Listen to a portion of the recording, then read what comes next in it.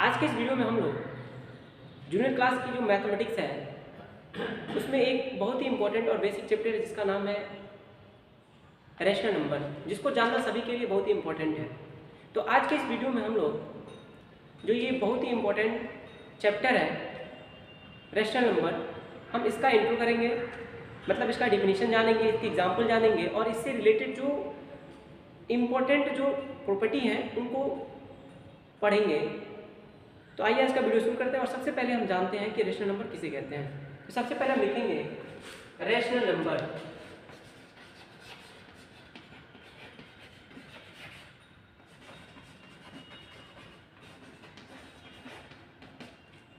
अगर हम इसका डिफिनीशन देना चाहें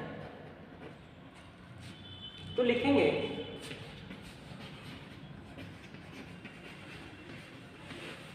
the number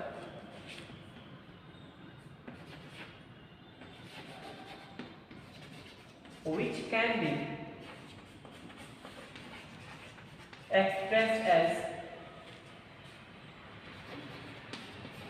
as the form of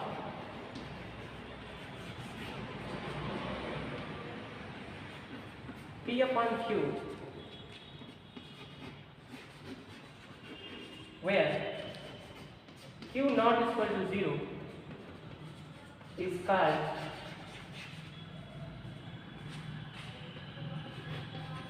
rational number.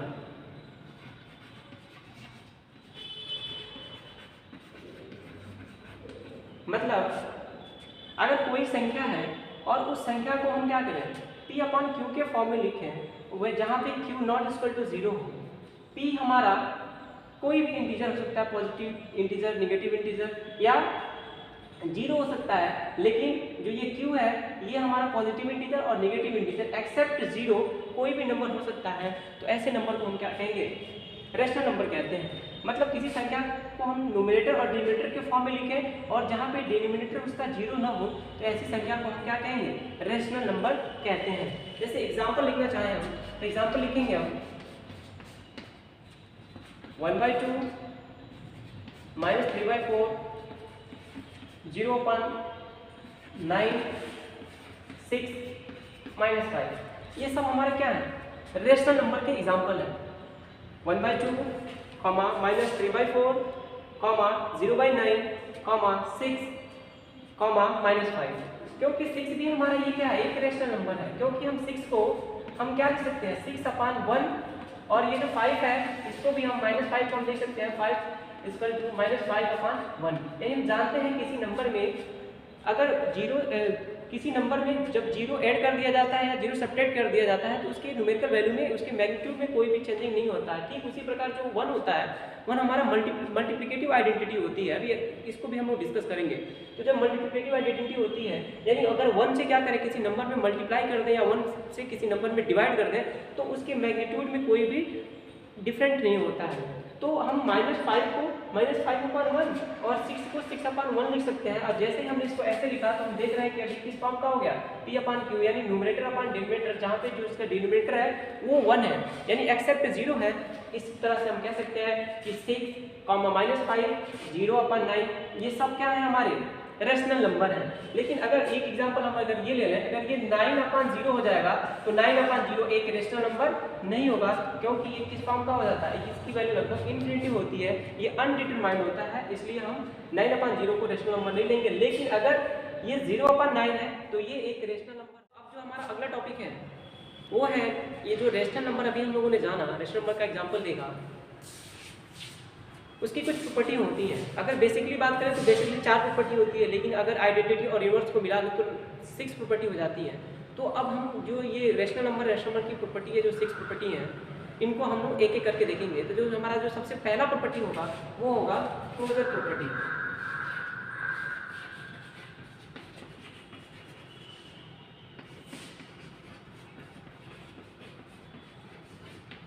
दूसरा जो हमारा होगा कॉम्यूटेटिव प्रॉपर्टी होगा।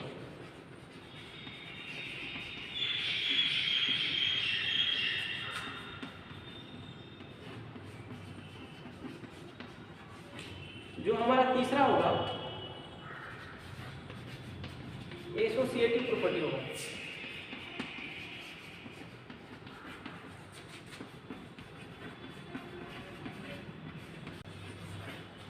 जो हमारा चौथा होगा वो होगा डिस्ट्रीब्यूटिव प्रॉपर्टी।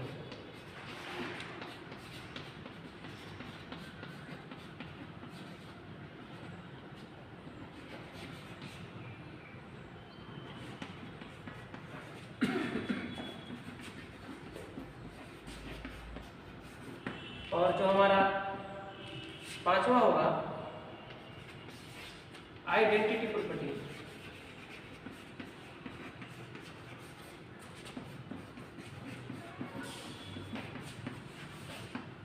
और जो हमारा छठवां होगा वो होगा इनवर्स प्रॉपर्टी। तो ये मेनली अगर बात करें तो केवल जो क्लोजर प्रॉपर्टी है, कम्यूटेटिव प्रॉपर्टी, एसोसिएटिव लॉज है, एसोसिएटिव प्रॉपर्टी एसोसिएटिव लॉ बोलते हैं, और जो फोर्थ है वो डिस्ट्रीब्यूटिव प्रॉपर्टी है। ये चार प्रॉपर्टी है हमारी मेन है, और बाद में हम इनकी भी क्या करेंगे, थोड़ी सी चर्चा कर लेंगे। तो अगर हम बात करें कि ये जो क्लोजर प्रॉपर्टी होती है, तो क्लोजर प्रॉपर्टी के लिए जो हमारे जो बाइनरी ऑपरेशंस हैं, मेनली एडिशन, सब्ट्रैक्शन, मल्टीप्लिकेशन और डिवीजन, इन्हीं को लेके हम क्या करेंगे, ये प्रूव करेंगे कि जो रेशनल नंबर होता है वो क्लोजर प्रॉपर्टी को होल्ड करता है, कौन से बाइनरी ऑपरेशन के लिए होल्ड करता है और कौन से बाइनरी ऑपरेशन के लिए नहीं होल्ड करता है। कोई ऐसा भी बाइनरी ऑपरेशन है जिसके लिए होल्ड करता है, तो उसके लिए कंडीशन क्या होते हैं। तो अब हम लोग क्या करेंगे, एक एक करके क्लोजर प्रॉपर्टी को, कम्यूटेटिव प्रॉपर्टी को, एसोसिएटिव प्रॉपर्टी, डिस्ट्रीब्यूटिव प्रॉपर्टी और आइडेंटिटी और इनवर्स को हम लोग एक एक करके सॉल्व करेंगे। जो हमारी पहली प्रॉपर्टी है वो है क्लोजर प्रॉपर्टी।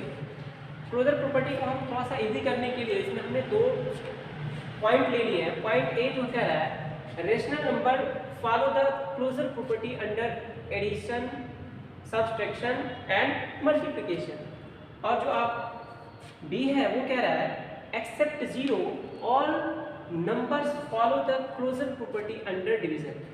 मतलब ये क्लोजर प्रॉपर्टी ये होता है कि हम दो रेशनल नंबर लें और दोनों रेशनल नंबर के बीच अगर कोई बाइनरी ऑपरेशन करें, तो बाइनरी ऑपरेशन करने के बाद जो रिजल्ट होगा वो भी क्या होगा, हमारा एक रेशनल नंबर ही होता है। तो अगर हम इसकी बात करें तो ये कहा जा रहा है कि अगर हम ऐसे दो रेशनल नंबर लें और दोनों रेशनल नंबर को जोड़ें, तो जोड़ने से और सब्ट्रैक्ट करें मतलब घटाएं या गुणा करें, तो जोड़ने, घटाने या गुणा करने से दो रेशनल नंबरों का जो रिजल्ट होता है वो क्या होता है, एक रेशनल नंबर ही होता है। जबकि दूसरा जो पॉइंट है वो ये कह रहा है कि अगर जीरो को छोड़ दिया जाए तो किन्हीं दो रेशनल नंबर को ले लिया जाए, क्योंकि हम लोग जानते हैं कि जीरो भी क्या है, एक रेशनल नंबर है। तो जीरो को छोड़ के बाकी अगर कोई भी दो रेशनल नंबर ले लिया जाए और दोनों रेशनल नंबर को आपस में क्या करें, हम डिवाइड करें, तो डिवाइड करने से भी क्या होगा, एक रेशनल नंबर प्राप्त होता है। अगर एग्जांपल से अगर हम इसको करना चाहें तो एग्जांपल अगर हम सबसे पहले किसका लें, एडिशन के लिए। एडिशन के लिए मान लीजिए हमने दो रेशनल नंबर ले लिया R1 और R2, तो ये जो दो रेशनल नंबर है इनको जोड़ने से मान लीजिए कोई एक तीसरा रेशनल नंबर R3 प्राप्त हो रहा है, तो ये रेशनल नंबर है और ये रेशनल नंबर है, मतलब दोनों को जोड़ने से जो प्राप्त होगा तीसरा नंबर, वो भी क्या होगा, एक रेशनल नंबर ही होगा। दूसरा तो कह रहा है कि मान लीजिए ये R1 रेशनल नंबर है और इसमें से क्या करें, एक R2 रेशनल नंबर घटा है, तो ये जो एक अन्य जो रेशनल नंबर आएगा, मान लीजिए वो R4 आ रहा है, तो R4 भी क्या होगा, एक रेशनल नंबर ही होगा। ये भी रेशनल नंबर होगा जोड़ने से भी और घटाने से भी। और तीसरा बात करेगा, मान लीजिए R1 एक पहला रेशनल नंबर है और R2 दूसरा रेशनल नंबर है, और दोनों को क्या करें, हम आपस में मल्टीप्लाई कर दें, तो मल्टीप्लाई करने से जो प्रोडक्ट होगा, मान लीजिए R5, ये R5 भी अपने आप में एक रेशनल नंबर ही होगा। जबकि अगर हम बात करें डिवीजन की, तो R1 और अगर हम डिवाइड करें R2 को, तो जो मान लीजिए इनका जो रिजल्ट आएगा, मान लीजिए R6 आ रहा है, तो R6 भी एक रेशनल नंबर होगा, लेकिन यहाँ पे कंडीशन ये रहेगा कि R2 नॉट इक्वल टू 0। मतलब जो ये दूसरा जो रेशनल नंबर है, यानी इन दोनों में से कोई एक जीरो, या तो R2 या फिर R1, कोई इनमें से या दोनों में से अगर ये नॉन जीरो है,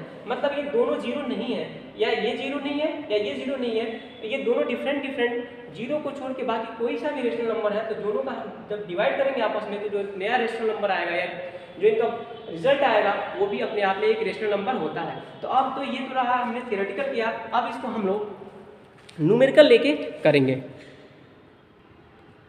चलिए हम इसको आंकिक एग्जाम्पल से कर ले रहे हैं, न्यूमेरिकल एग्जाम्पल से कर रहे हैं। मान लीजिए कि एक रेशनल नंबर हमारा 1/2 है और दूसरा जो रेशनल नंबर हमारा 1/3 है। अब अगर हम देखें दोनों को ऐड करें तो 1/2 प्लस 1/3, जब इसको सॉल्व करेंगे तो ये हो जाएगा, हम जानते हैं कि ये दोनों क्या है, ऑड और प्राइम है, तो दोनों को सॉल्व करेंगे, एलसीएम लेंगे 6 हो जाएगा और आपस में जब मल्टीप्लाई कर देंगे ऐसे सॉल्व करेंगे तो ये हो जाएगा 5/6। अब हम देख रहे हैं कि ये एक रेशनल नंबर था और ये भी एक रेशनल नंबर था, दोनों का जब हम एडिशन किए, ऐड किए, तो जो रिजल्ट आया, जो इनका सम आया, सम भी क्या है, एक रेशनल नंबर है। इसका मतलब जो हमारा रेशनल नंबर है वो क्या है, एडिशन के लिए क्लोजर है। अब अगर हम दूसरा कर लें सब्ट्रैक्शन के लिए, अगर हम दूसरा ले रहे हैं, मान लीजिए 1/2 माइनस 1/3 की बात कर रहे हैं, मतलब अब सब्ट्रैक्शन की बात कर रहे हैं, तो यहाँ से सॉल्व करें तो ये हो जाएगा 3/3 माइनस 2/6, और जब सॉल्व करेंगे इसको तो ये हो जाएगा 1/6। अब हमने देखा यहाँ पे कि हमारा 1/2 एक रेशनल नंबर था, 1/3 भी एक रेशनल नंबर था, जब दोनों का सब्ट्रैक्शन किए तो सब्ट्रैक्शन कितना आ गया, 1/6, जो कि क्या है, एक रेशनल नंबर है क्योंकि ये P/Q के फॉर्म का है, और जहाँ पे Q0 = 0 है, इसलिए क्या हो गया, ये भी एक रेशनल नंबर है। तो हमारा ये दो प्रॉपर्टी हमारी क्या हो गई, पान हो गई। अब तीसरा देख लें, अगर हम मल्टीप्लाई कर लें 1/2 इंटू 1/3, 1/2 इंटू 1/3, तो ये हो जाएगा न्यूमरेटर का न्यूमरेटर में 1 और ये 2 3 जा 6। तो हमने देखा यहाँ पे कि जब हम मल्टीप्लाई कर रहे हैं 1/2 इंटू 1/6, मतलब एक रेशनल नंबर का दूसरे नंबर में मल्टीप्लाई कर रहे हैं, तो रिजल्ट कितना आ रहा है, 1/6, और 1/6 ऑलरेडी अभी हम लोग देखे हैं कि क्या है, एक रेशनल नंबर है, इसलिए ये जो हमारा मल्टीप्लिकेशन है वो भी क्लोजर प्रॉपर्टी को क्या करता है, फॉलो करता है। और अगर बात करें हम लोग ये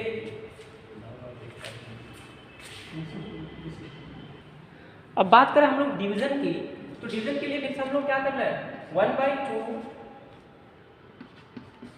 इज डिवाइडेड बाय 1/3, और हम लोग जानते हैं कि जब डिवीजन कैसे करते हैं, 1/2 को ऐसे रख लेंगे, डिवीजन को मल्टीप्लाई, ये डिवाइड को मल्टीप्लाई में चेंज कर लेंगे, और न्यूमरेटर को डिनोमिनेटर में चेंज करके लिख देंगे 3/2। अब हमने यहाँ पे देखा कि 1/2 इज डिवाइडेड बाय 1/3। अब जब ऐसा हम क्या कर रहे हैं, जब इन दोनों का डिवाइड कर रहे हैं, एक रेशनल नंबर को दूसरे रेशनल नंबर से डिवाइड करना है, तो जो इनका जो रिजल्ट आ रहा है वो भी एक क्या है, रेशनल नंबर है। लेकिन यहाँ पे एक कंडीशन हमको ये देखना है कि अगर ये हमारा जो है, अगर हम क्या करें, 0 में 1/3 से डिवाइड करते, मान लीजिए 0 में हमने क्या कर दिया, 1/3 से डिवाइड किया, तब तो ये क्या हो जाएगा, 0 हो जाएगा, जो कि एक रेशनल नंबर होगा। लेकिन अगर हम एक छठा कंडीशन ये ले लें कि 1/2 में अगर हम किससे डिवाइड करते, 0 से डिवाइड करते, तो ये क्या हो जाता है, इन्फिनिटी का फॉर्म हो जाता, जो कि एक रेशनल नंबर नहीं होता। तो वही अभी हम लोगों ने लिखा था कि R1 इज डिवाइडेड बाय, अगर R2 है तो अगर मान लीजिए कि R कोई रेशनल नंबर प्राप्त हो रहा है, तो वो भी क्या होगा, एक रेशनल नंबर होगा, लेकिन इसके लिए कंडीशन ये होगा कि R2 जो है वो नॉट 0 हो।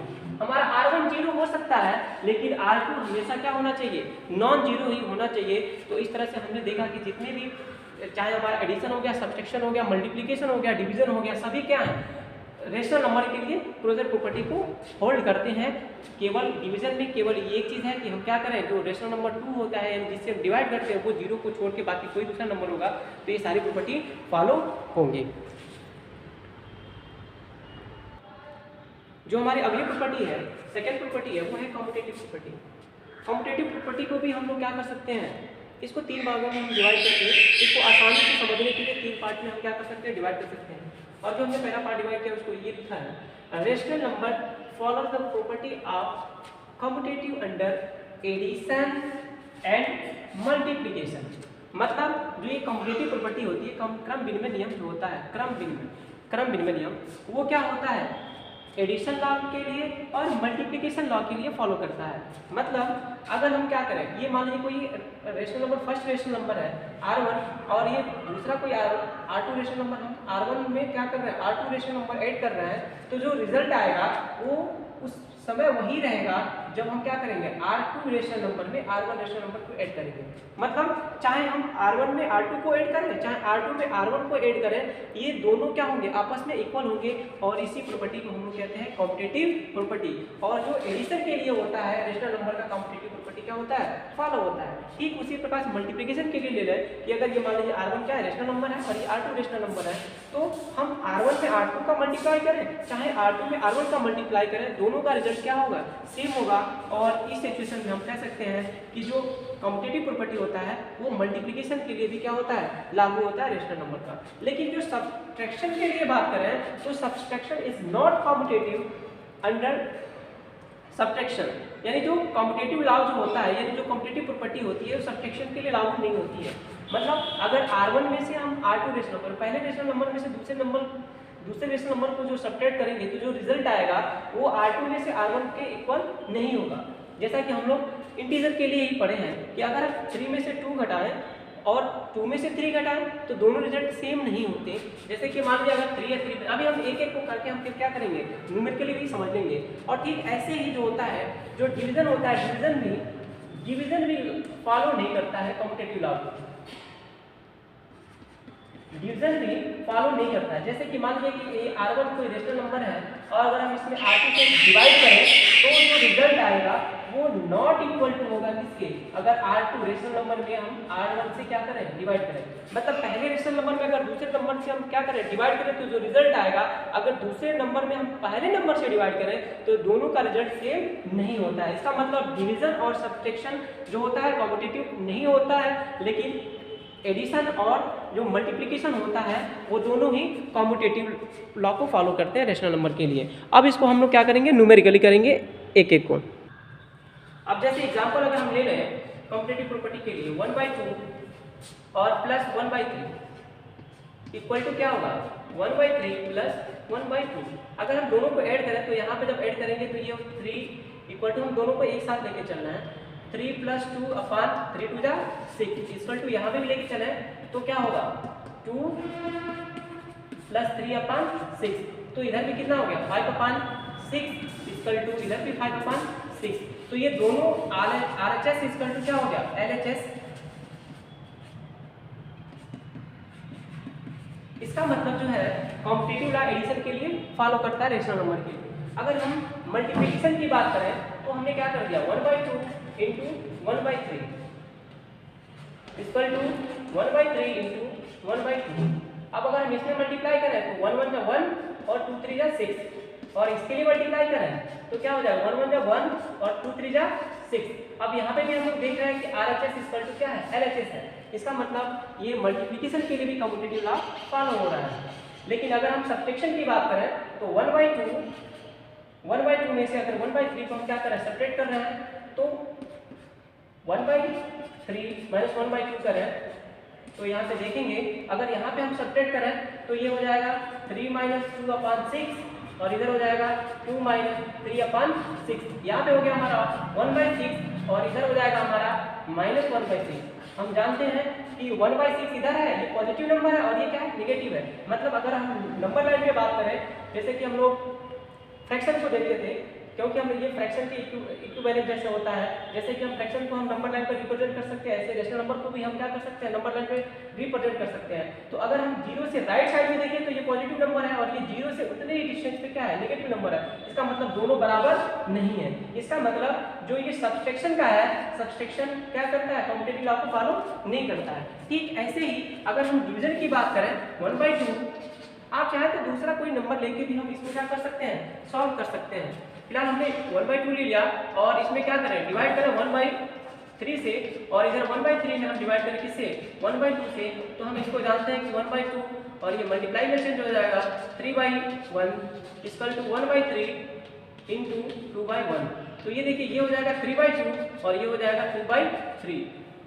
अब हम देख रहे हैं कि ये 3/2 है और ये क्या है 2/3 है, मतलब ये ग्रेटर देन 1 है और ये क्या है लेस देन 1 है, मतलब दोनों बराबर नहीं है। इसका मतलब जो कॉम्पिटिटिव लॉ है न तो सब्ट्रैक्शन के लिए लागू हो रहा है और न ही डिवीजन के लिए। केवल और केवल किसको ये फॉलो कर रहा है, किसके लिए लागू हो रहा है ये एडिशन के लिए और मल्टीप्लिकेशन के लिए कॉम्पिटिटिव लॉ फॉलो होता है।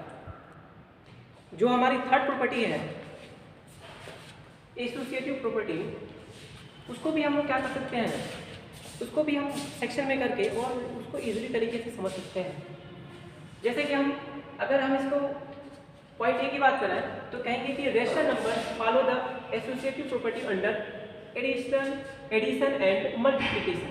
मतलब मान लीजिए अब एसोसिएटिव लॉ के लिए कम से कम हमको 3 नंबर्स लेने होंगे, 3 रेशनल नंबर लेने होंगे।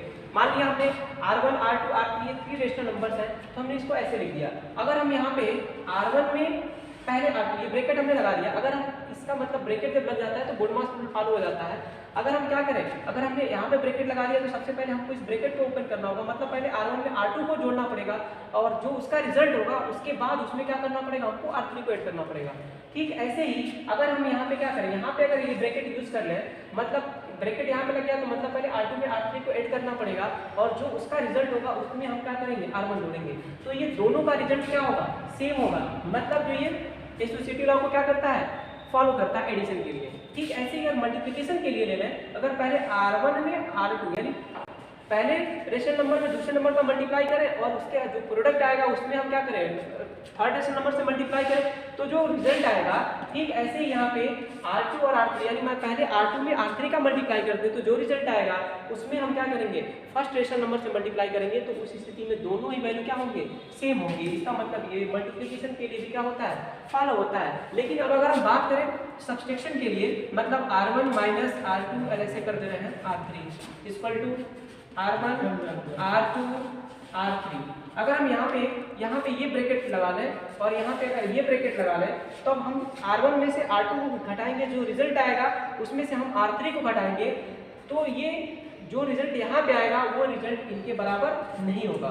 और ठीक इसी प्रकार से डिवीजन के लिए भी अगर मान लीजिए R1 is divided by R2 is divided by R3 है और यहाँ पे भी हमने ले लिया R1 डिवाइडेड बाई R2 और ये डिवाइड है R2, तो ये भी क्या होगा, ये भी इक्वल नहीं होता है। तो मतलब ना तो डिवीजन फॉलो करता है और न ही सब्सट्रैक्शन, केवल और केवल एसोसिएटिव लॉ जो है वो एडिशन और मल्टीप्लिकेशन के लिए ही फॉलो होता है। अगर हम इसको चाहे न्यूमेरिकली तो न्यूमेरिकली भी कर सकते हैं, जैसे कि 1/2 प्लस 1/3 प्लस 1/4 इसको ऐड करें और यहाँ पे लिख दीजिए 1/2 प्लस 1/3 और प्लस 1/4। यहाँ पे पहले हम 1/2 प्लस 1/3 को ऐड कर लें और यहाँ पे 1/3 प्लस 1/4 को ऐड करें, तो ये दोनों ही रिजल्ट क्या होंगे, सेम होंगे। हम इसको हम क्वेश्चन में भी हम क्या करेंगे, इसको प्रूव कर लेंगे।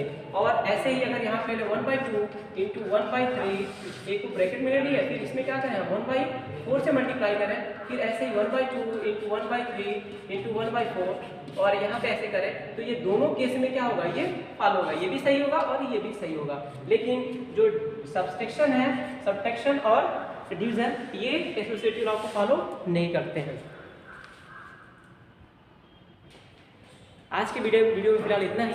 जल्दी जो बाकी जो तीन प्रॉपर्टी हैं, जिसमें एक मेन प्रॉपर्टी है डिस्ट्रीब्यूशन लॉ या फिर डिस्ट्रीब्यूटिव प्रॉपर्टी, और एक इन्वर्स प्रॉपर्टी और एक आइडेंटिटी प्रॉपर्टी, उसको हम जो नेक्स्ट वीडियो है उसमें डिस्कस करेंगे।